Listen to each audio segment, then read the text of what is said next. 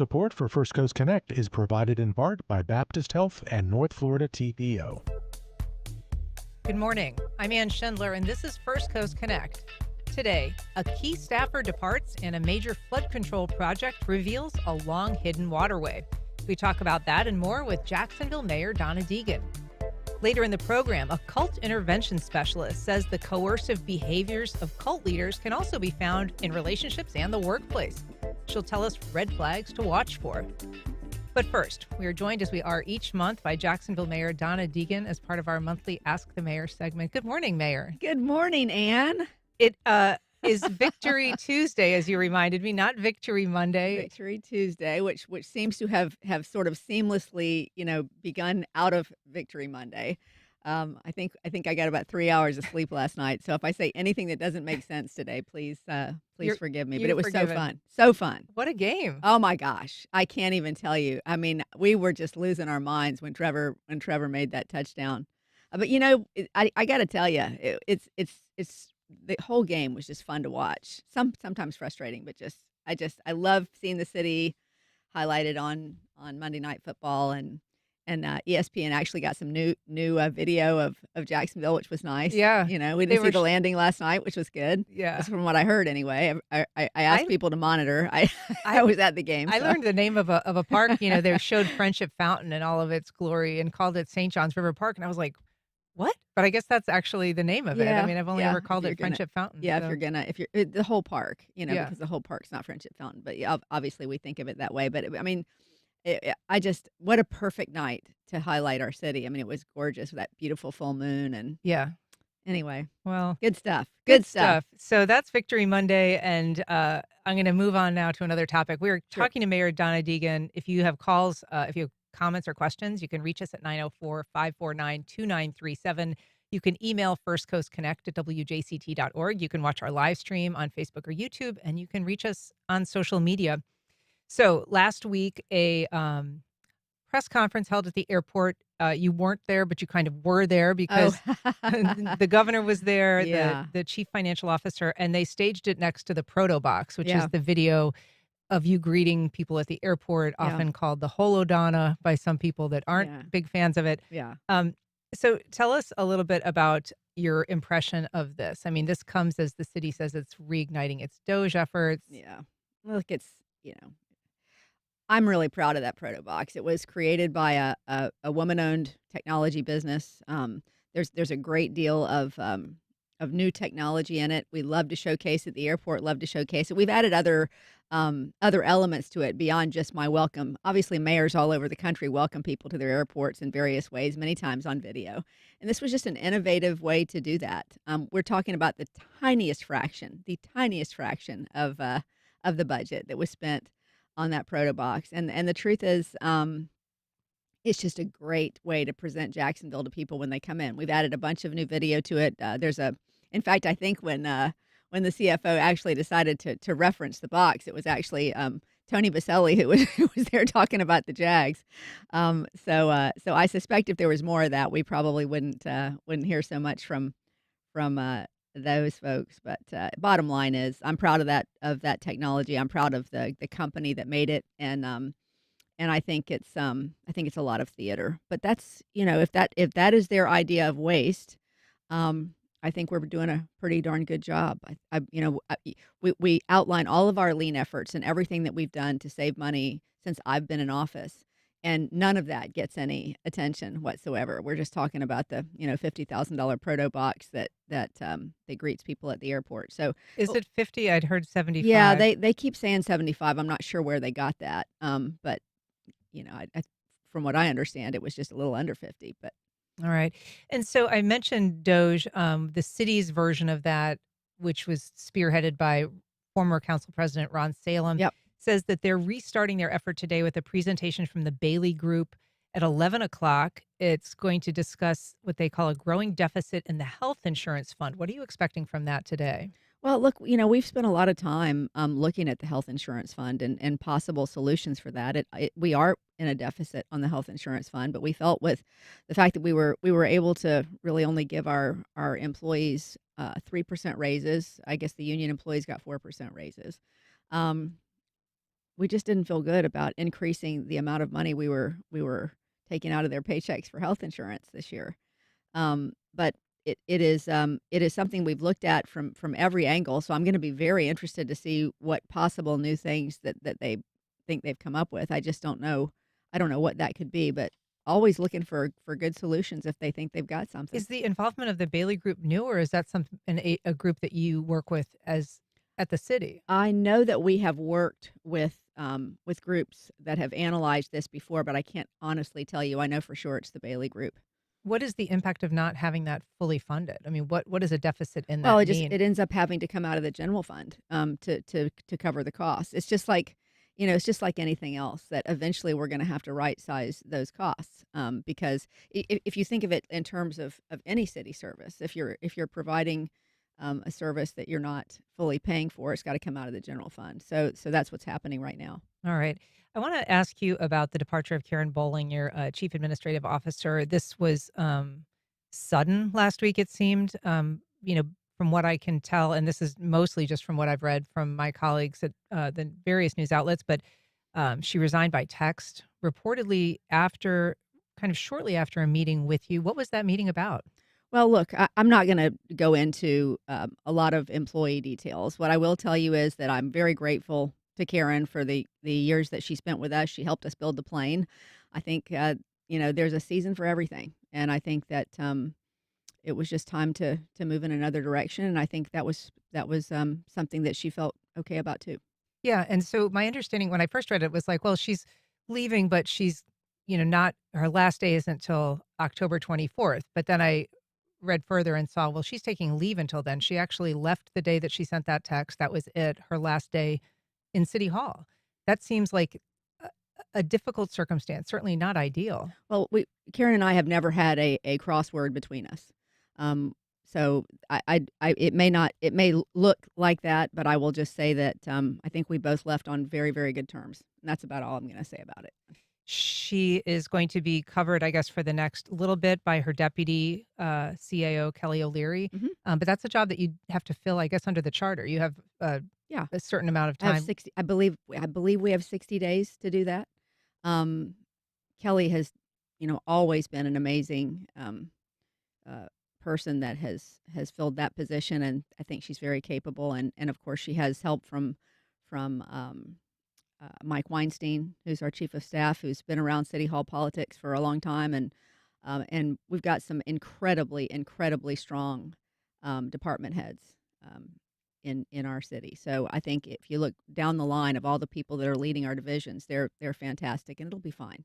We just we're looking at that now and trying to decide what we want to do long term. It's going to take a little bit of time. Not related to the council's cutting of the budget for the mayor's office in terms of how that'll impact No, salaries? I don't know how that got started, but no, it has absolutely nothing to do with that. Look, it's just these things happen all the time in city government. People come and go, and as I said, everything has a season. So Karen did a great job. We're very grateful for her, and grateful for the time she was with us. I know there's other things that we feel like we need to do, and she feels like she wants to do, and it was just good timing.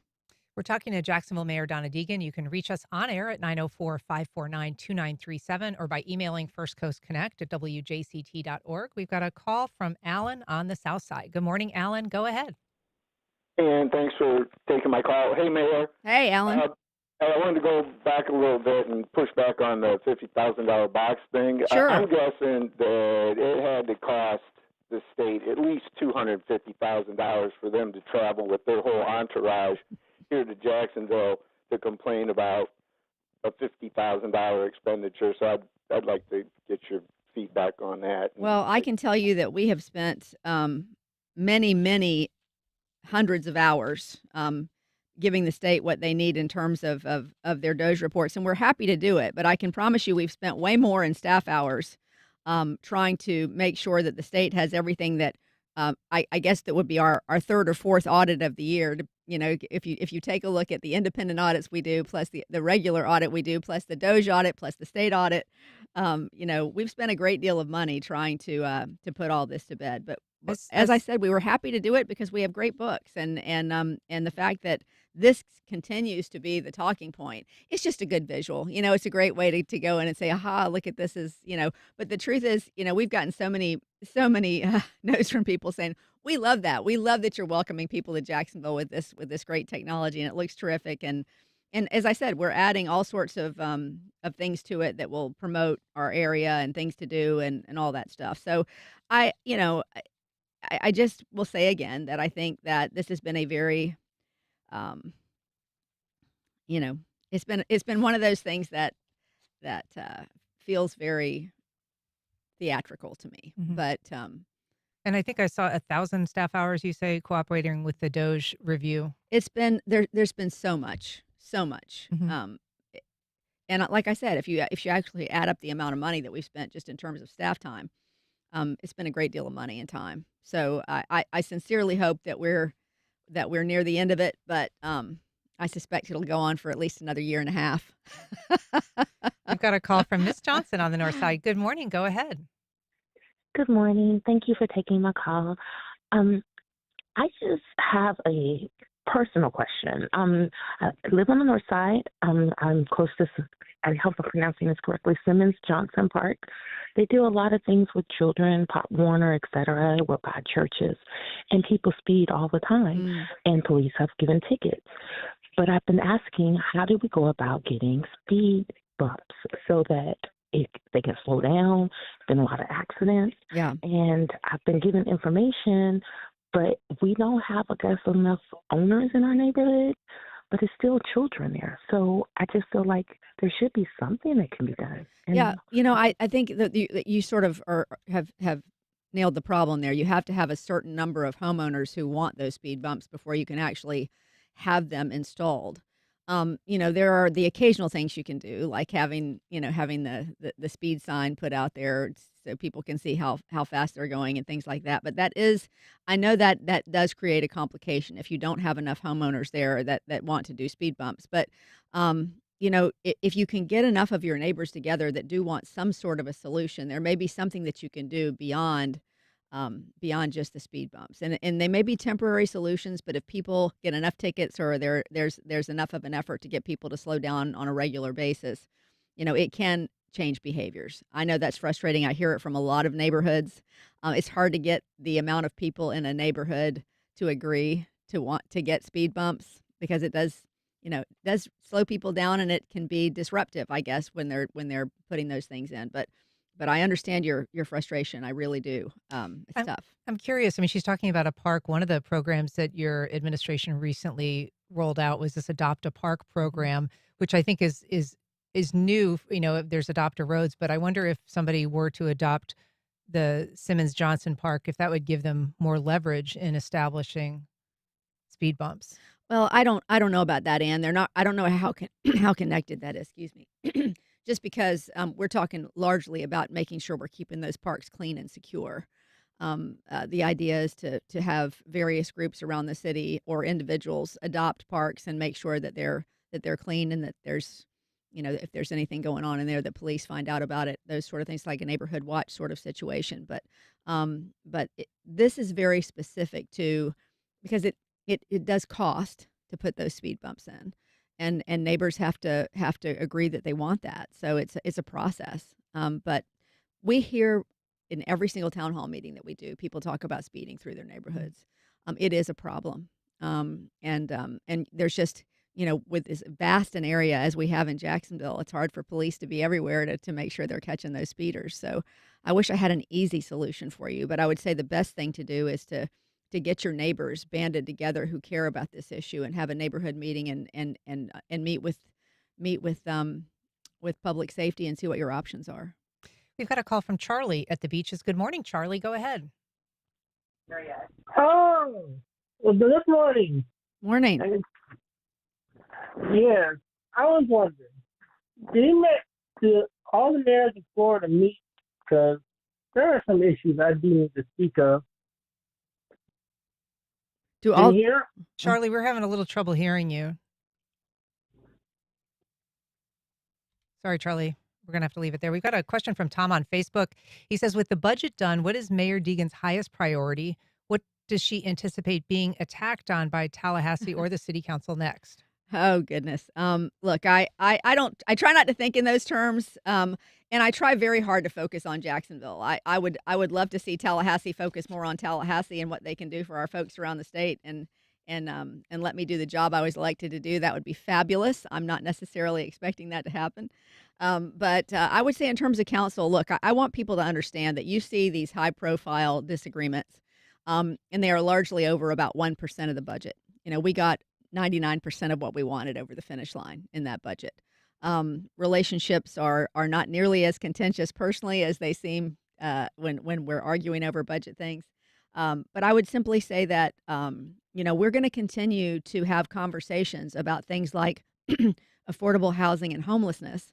That is something that council has not seemed particularly interested in tackling with local dollars, but we need to. And we've seen that the cities that are most successful in bridging their affordable housing gap, and I'm not just talking about for the folks who are at the poverty line. I'm talking about regular working folks who simply need places that are more affordable to live.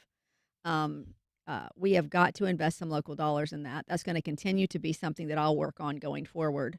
And we will continue to provide the data to council to show them how important those dollars are.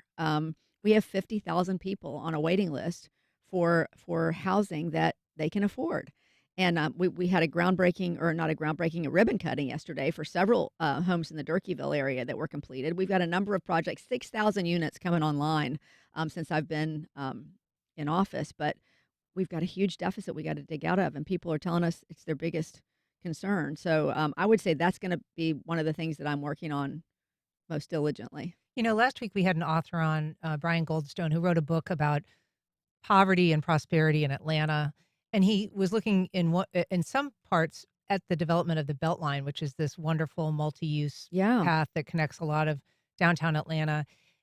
He's going to be in town this week, and he's anticipating that he'll get some questions about the Emerald Trail, which is also connecting some historically disadvantaged neighborhoods. Yeah.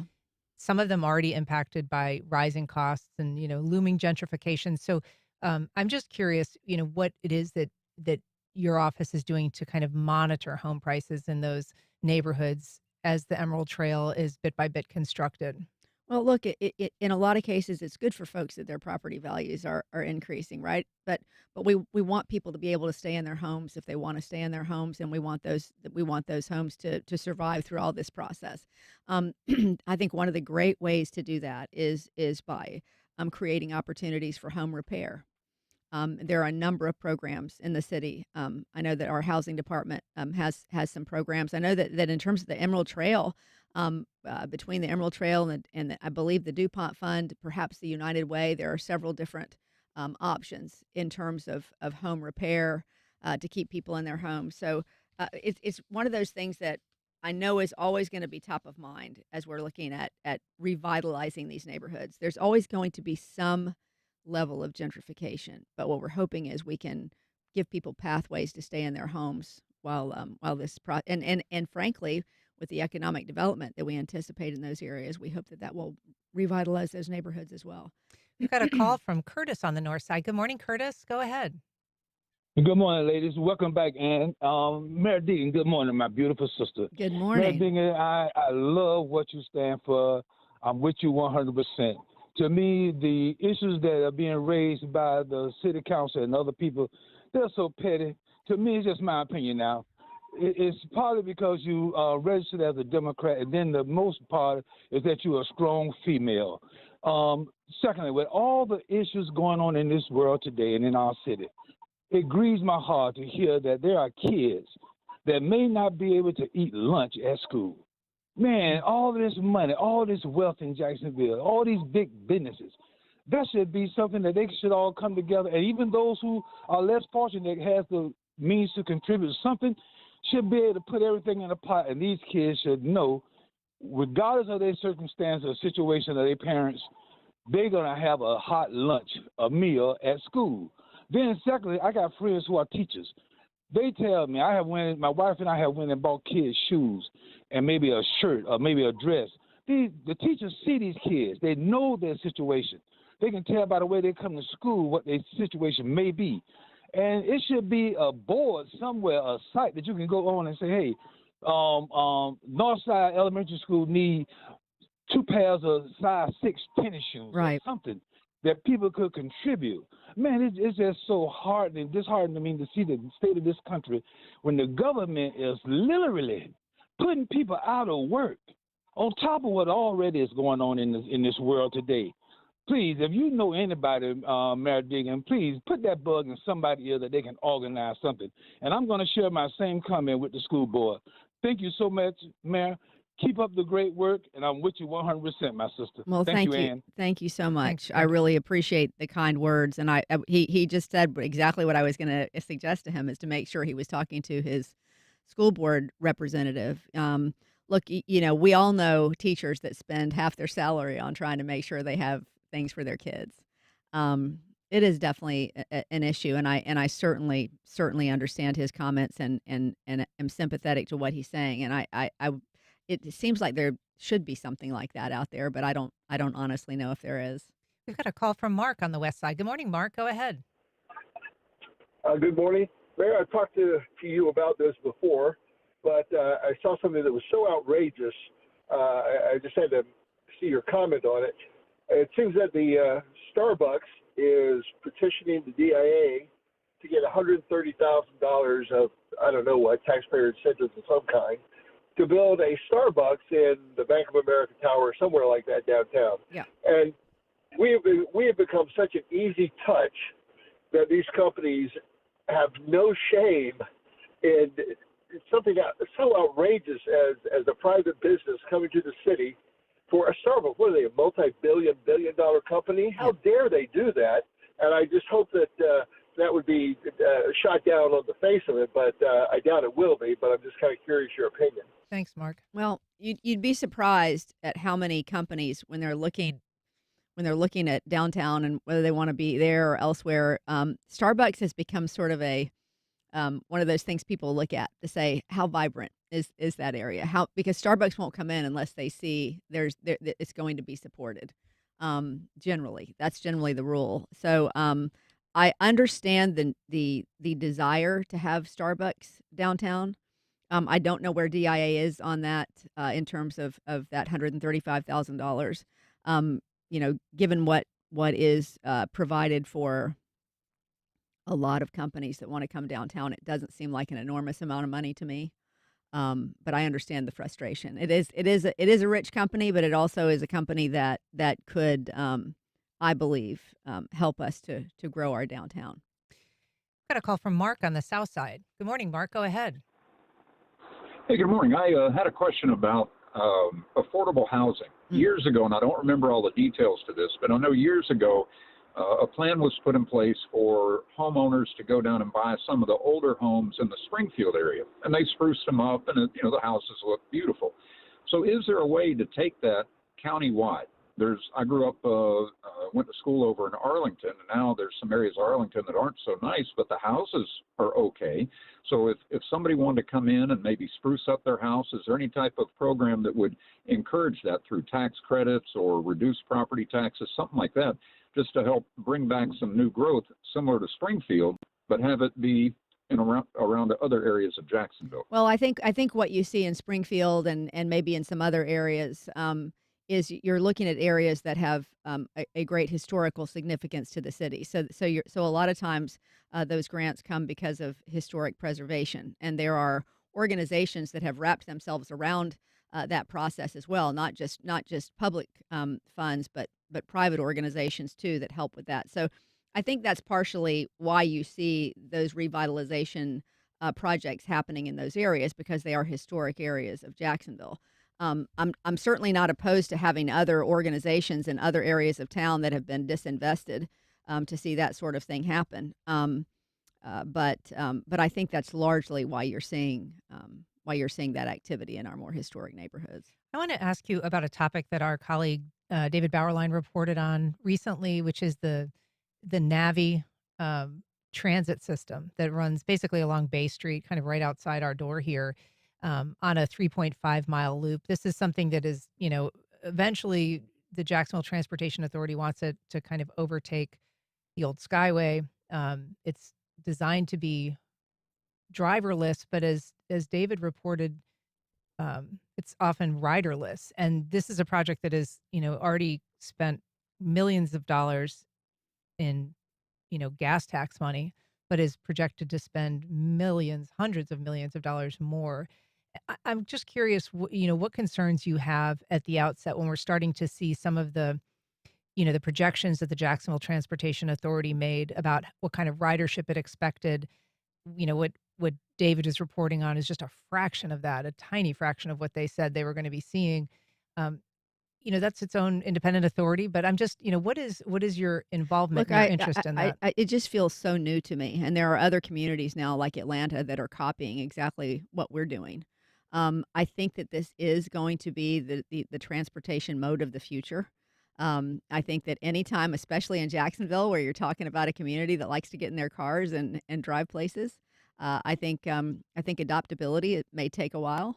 But I certainly would not, after a number of weeks in process, I would hate to say, oh well, that's we don't have the ridership we need yet, so let's throw out that idea. I think it's going to take a while to build, and I think especially once you start seeing downtown take shape with all of the new things that are coming downtown. Once you get the stadium process done, once you get the Four Seasons in and the parks done, and people are going to want to go to the Museum of Science and History and all those things, I think you're going to see ridership increase.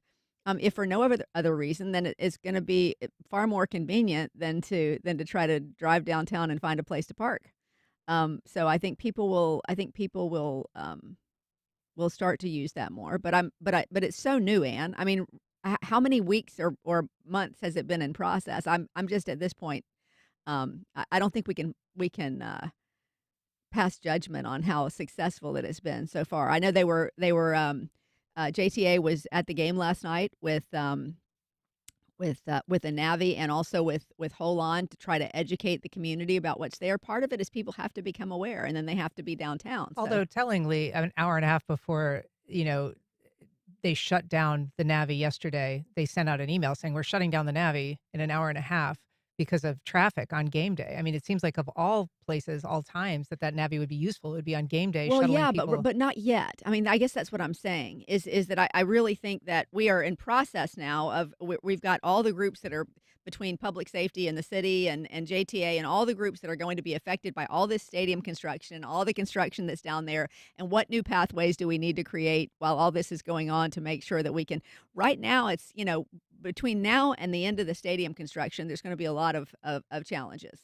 I'm not saying that doesn't mean we can't continue to increase ridership. I'm simply saying that to me, the folks who seem to be yelling the loudest about the ridership seem to be the ones that were never really big fans of this project to begin with. So I'm going to give it time, and I think that as I said, I love to be a leader in a space, and I do think eventually this is what we're going to see around the country.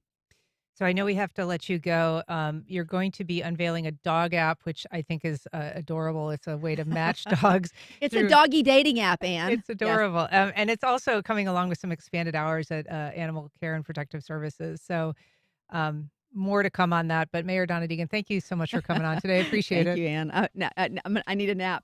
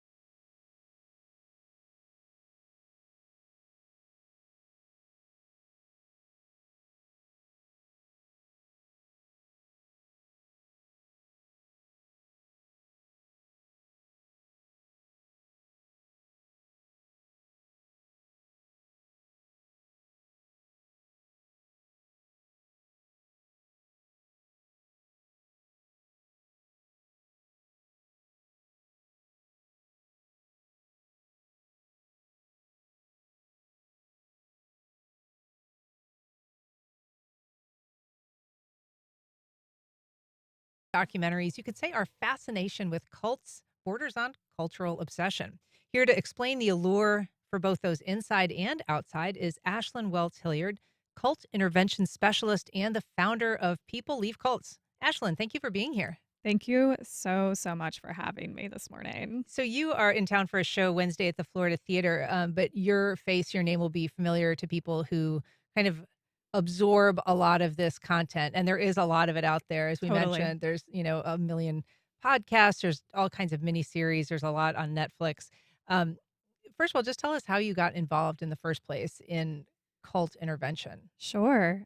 And I appreciate your question. There's very few of us out there who do sort of cult intervention work. So I first got started 7 years ago. I primarily grew up in Utah. I was in a military family, so I was raised there from like fourth grade on. And I came to college actually down here in Florida, moved back to Utah after school, and really wanted to get involved in my community with people who had been through some sort of major transition in their life, either with a faith transition or a loss of community. And I found a nonprofit that I shortly after became a case manager for. And I helped those who were exiting diverse Mormon fundamentalist polygamous groups all across the Western US. So many people will be familiar with like Warren Jeffs, the FLDS, or maybe the Apostolic United Brethren community, the Kingston Clan.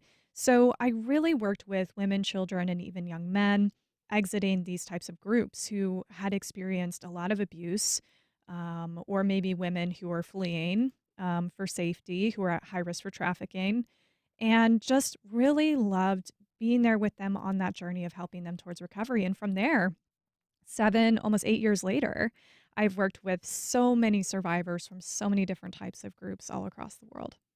You actually earned your master's in the psychology of coercive Yeah. control, which I didn't even realize was a thing, but it is a fascinating area to study. And so what did that teach you, and what has your hands-on work taught you about the psychology of coercive control? Sure. So what was really interesting about the program, and you're right in that it actually is the only program that exists that solely focuses on the psychology of coercive control. It's a program run by colleagues of mine in the UK at the University of Salford. And I had already had these sort of front lines experience of working with survivors leading up to this program. But I really wanted also an academic perspective. I wanted to be able to do my own research, which I then did and got it published on the experiences of those in cults who experience reproductive coercion specifically. And after my professional studies and also my real life encounters with survivors and other professionals in the field, what I learned the most about coercive control is that, and what I love to explain to people is when you're in the middle of it, it's so hard to recognize when it's happening. It's usually not until you sort of are in a place where you could be reflexive about your experience, or when things maybe get so bad that you sort of can come up for air and be like, oh my gosh, all these horrible things have been happening to me, and that's just not okay. But when you're in it, it's so hard to see when you're in an abusive relationship or group. Doesn't it, it seems that a lot of times people are in cults where they are defending the organization and Mhm. saying this is not a cult. It does seem if somebody is kind of presenting to you with a claim that something that you're in is a cult, that would sort of raise some initial red flags. What cults do really well is they redefine for people what a cult is. So they change the actual definition. You may go into a group thinking that you know a definition of what it to be, but when you see around you really good people, and there are really good people who exist in cults who maybe were, vulnerable to something and manipulated and led into a group environment. But, it's hard because when people come at you and say, hey, you're in a cult, even out of a place of concern, it usually just drives people further into the group. It like shuts down that higher level thinking for them. And the term cult itself can be used as what I like to call a thought terminating cliche. It can cause defensiveness. It's a label that still has a lot of stigma.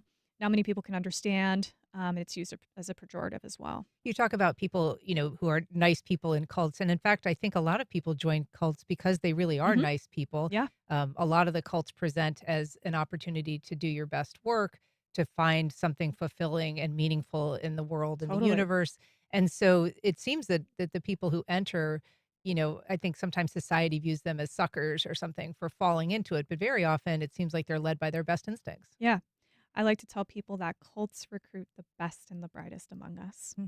because not many people can hang with the demands that a high demand group asks of you, whether your time, your finances, the routine, the structure.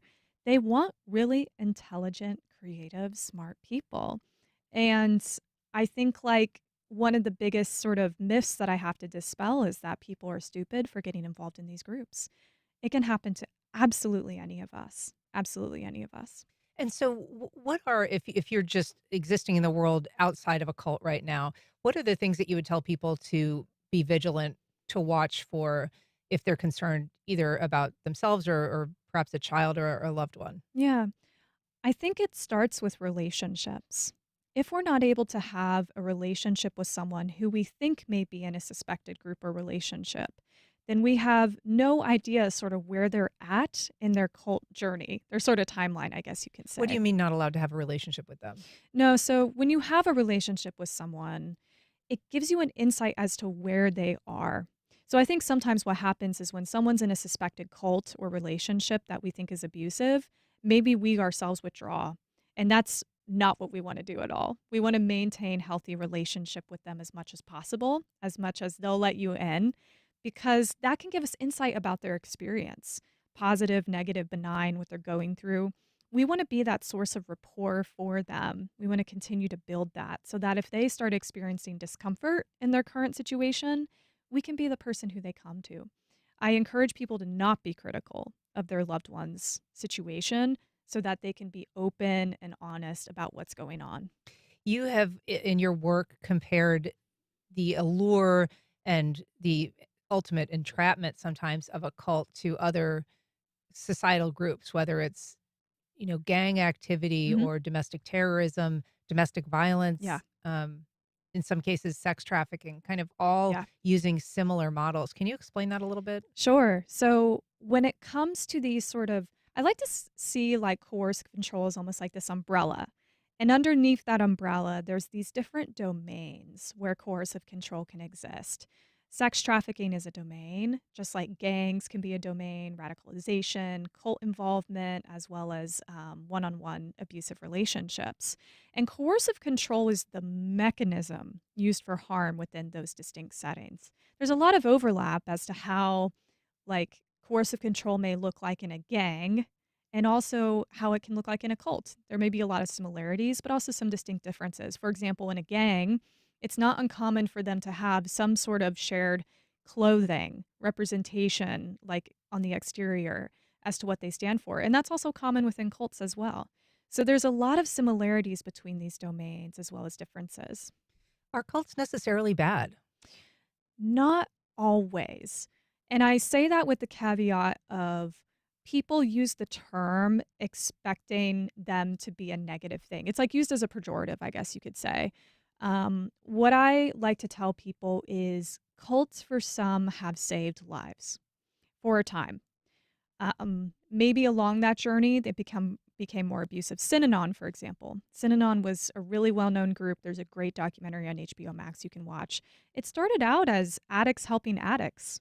And it wasn't until Synanon got funding, more public recognition, that Charles Diedrich, their leader, really took things off the rails and it became not at all what it used to be for people. So, communities for a time for folks can be healthy, can be good, but it's usually not until later on, once the group has its hooks in them, where it can become abusive. What about cult leaders? I mean, are they themselves susceptible to the tropes of becoming a cult leader? I mean, as you say, some of these groups start fairly benign or with very good hmm intentions, and then sometimes control almost takes control of the cult leader. Definitely. I mean, I oftentimes get asked, like, does the cult leader, are they always a malignant narcissist, right? Do they always know the harm that they're enacting, or do they operate by good intentions and they like, they see a vision and they're trying to carry it out? But to me, that it's almost like their intent doesn't matter because if there is abuse going on in the group and they know that there's abuse going on in the group and they don't do anything to change the dynamics to ensure a healthy community, it's almost like that their intent doesn't matter. Like at the end of the day, when they're in a position of authority and this power dynamic with people, they should be held accountable. A lot of cult leaders, though, show traits of narcissism, even being sociopaths for sure. In your work, you do a lot of, hands-on involvement with people who are in these circumstances. Mhm. How does it affect you personally? Are you ever do you feel in danger ever when you're doing this work? I totally have. Not so much now, but when I first got started in the field as a case manager, my first year on the job was very scary. I had experiences with the Kingstons. They're a well known group in the Salt Lake City Valley.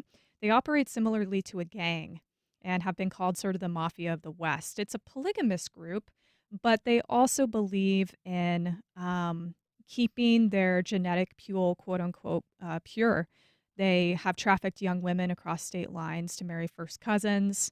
And they are usually a very dangerous group. They have firearms, sometimes military vehicles, own a lot of businesses in the Salt Lake Valley.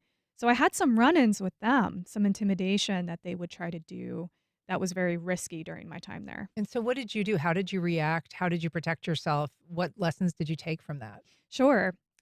Something that it really instilled in me, especially in my early 20s when I did that work. I'm 30 now.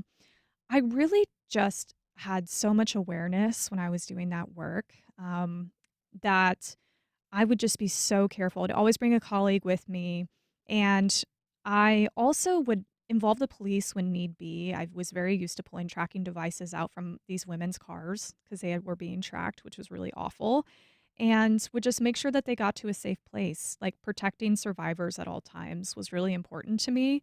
Became very protective over them. And I think it really shaped me to be the fierce advocate that I was. And sometimes the police had no idea who these people were. And so I was having to simultaneously educate them.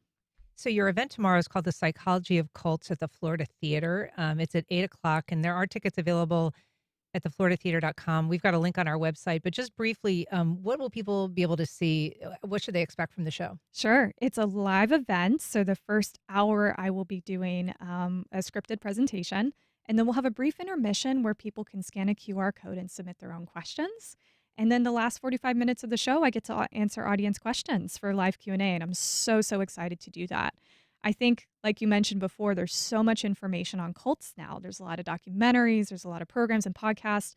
I'm curious to know, what people still want to know, Mhm. what still isn't clear. And this tour is going to provide me with an opportunity to, get a temperature check into these communities. And I'm really looking forward to it.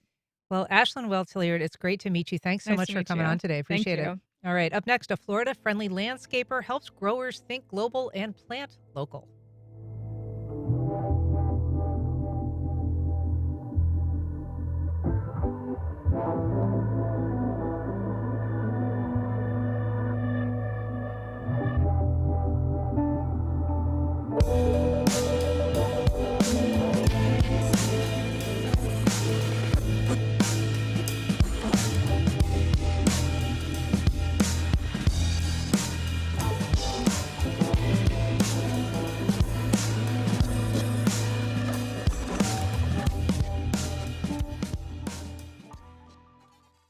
The St. Augustine Amphitheater presents Ben Sollee. The Kentucky cellist, composer, and vocalist will perform at 6:30 and 9 p.m. Tuesday, October 21st at Limelight's Matuza Black Box Theater in St. Augustine. Tickets and information available at theamp.com. AEG presents John Baptiste. The bandleader and composer brings his Big Money Tour to the St. Augustine Amphitheater on Saturday, October 11th at 7 p.m. with guest Diana Silvers. Tickets and information available at axs.com. On the next Fresh Air, escaping poverty, then going back home. Journalist Beth Macy went back to the Ohio factory town where she grew up to find that jobs have left, families are struggling, and old friends now embrace conspiracy theories. Macy's new book is Paper Girl, a memoir of home and family in a fractured America. Join us. Today at noon on WJCT News 89.9. Katrina Golden is in Augusta, Georgia, and she's struggling to keep her bakery and coffee shop afloat. We buy plastic clamshells to house our muffins and cakes. In January, we were able to buy a case of those. They come 500 to a case for $57. Now they're 65. We're at the point where in January we're looking at raising our prices. President Trump's tariffs and America's small businesses. That's on the next On Point. Today at 11 on WJCT News 89.9.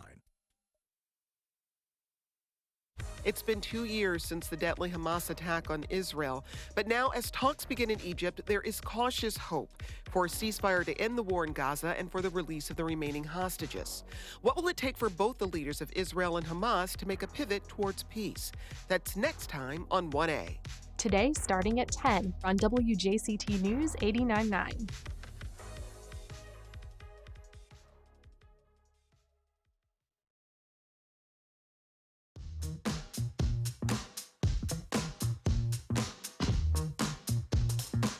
Welcome back. Well, landscape artistry meets the traditional kind this weekend when Wakapalaka Landscaping and Garden Center unveils a new mural by Jacksonville artist Sean Thurston.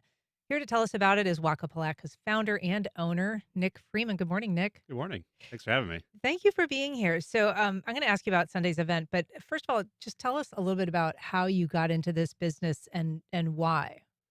So kind of a roundabout story. So I grew up landscaping with my father. He had a company. I kind of went a different direction. I went into the medical field and did that for a few years, working as a physician assistant. Then during COVID, had a calling to get back into landscaping, fell in love with native plants, and Waka Flocka was born out of that. Was your father's landscaping a more traditional business? It was, yeah. Like Okay. traditional, like mow and blow lawn company. Uh-huh. Yeah. And so what made you interested in a more sustainable and sort of Florida-friendly landscape?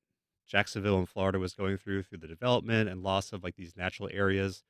Kind of had a calling to kind of wake everyone up to that, and so everyone could do their part to save Florida 1 yard at a time. And so there is obviously a way that you can begin a yard with a more sustainable approach, plants that are native from here, hmm things that don't require watering outside of rainfall and kind of building your yard that way. But there's a lot of people that take over yards that have existed for a long time Yep. that may have your traditional, turf, St. Augustine grass and, more traditional plants. If somebody has a yard like that, is there value in trying to keep some of that in place instead of starting over wholesale if their plants are already established and Yeah. instead of just kind of ripping out and starting over? Yeah, I think so. I always encourage people to start small too. Instead of diving in and tearing out all of your grass or replacing the entire landscape, just you can start with simply just replacing non-native hedge with a native hedge, or having an area of your yard where you can dedicate to wildlife, where it may be a little bit more wild, a little bit more untamed, where you incorporate some wildflowers or just plant some native plants in that section.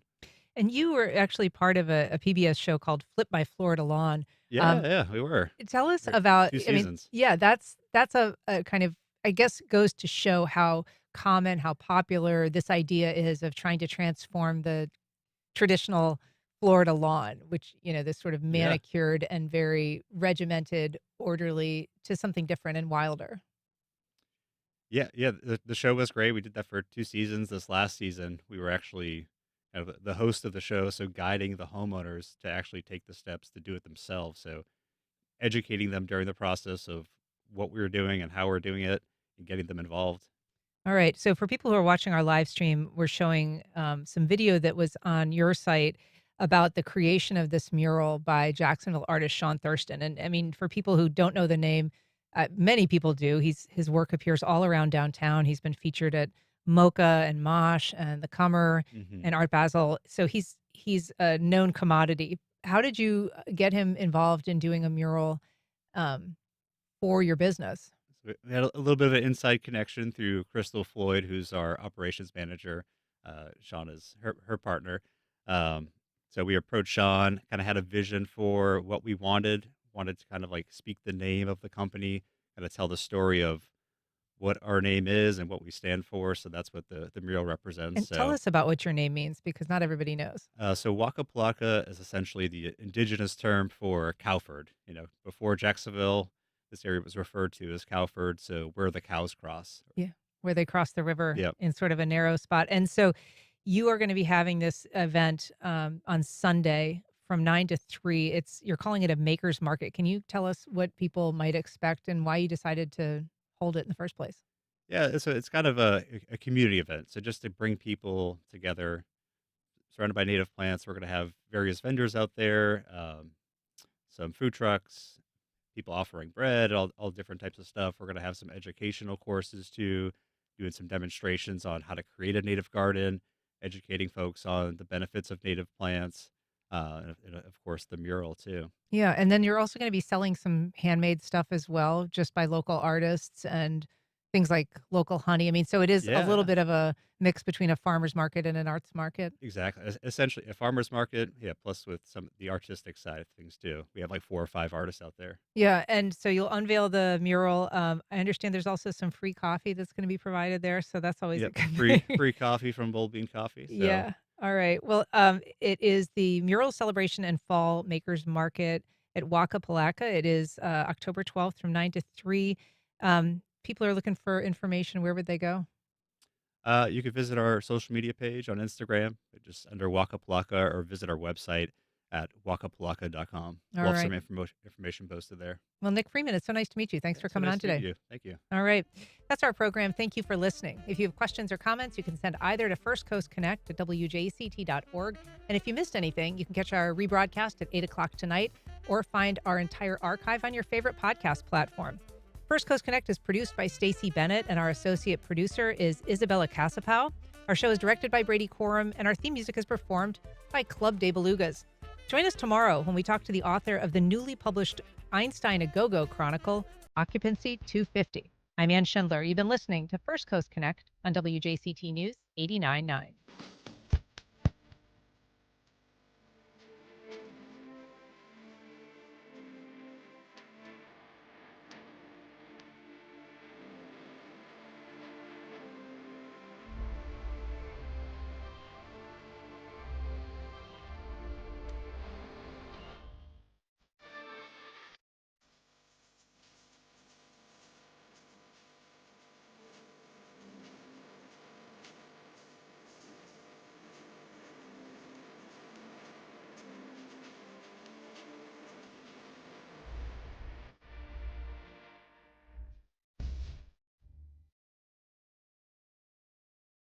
Support for First Coast Connect is provided by Baptist Health and the North Florida TPO.